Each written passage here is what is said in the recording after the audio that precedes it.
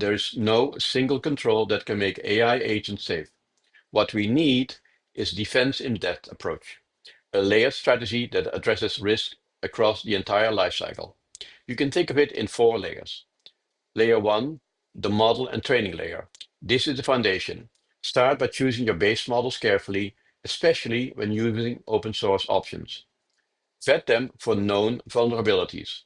Apply strict data hygiene during training and fine-tuning. That means filtering out toxic or adversarial data, using adversarial training to improve robustness, and red teaming your models to test how they behave under manipulation. The NIST latest guidance recommends interventions at every stage of the model lifecycle, from pre-training data validation to post-training alignment, before the model is ever deployed. Then layer 2, the prompt and interface layer. This is where the agent interacts with user input, and that's where most prompt-based attacks are happening.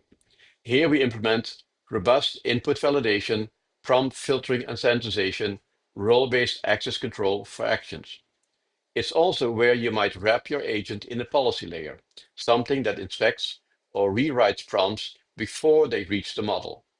Some organizations are going even further, deploying prompt firewalls or using lexical analysis to detect injection attempts before they take effect. Then layer 3, the tools and execution layer. This layer governs how the agent uses its tools, code execution, file access, APIs. Key controls here include running all code in secure sandboxes, restricting file access to specific directories, limiting network calls to allow listed domains. You can also enforce API security. Use secure APIs with built-in authentication and rate limits. Whitelist only the commands or functions your agent is allowed to call. The goal here is containment. If something goes wrong, the damage stays local. And then layer 4, monitoring and oversight. Even with solid preventive measures, you have to assume that something will eventually slip through. This is why layer 4 is all about detection and response. Monitor agent behavior and system logs, flag anomalies in output or usage patterns, trigger alerts on suspicious API calls or file access.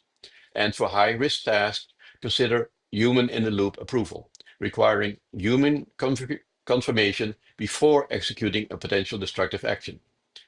What makes this layered model powerful is that each layer backs up the others. For example, if a poisoned data point makes it past layer 1, layer 2's prompt filter might still catch the malicious instruction. If a prompt injection slips through the input layer, layer 3's sandbox could prevent the exploit from reaching the system. This overlap is intentional.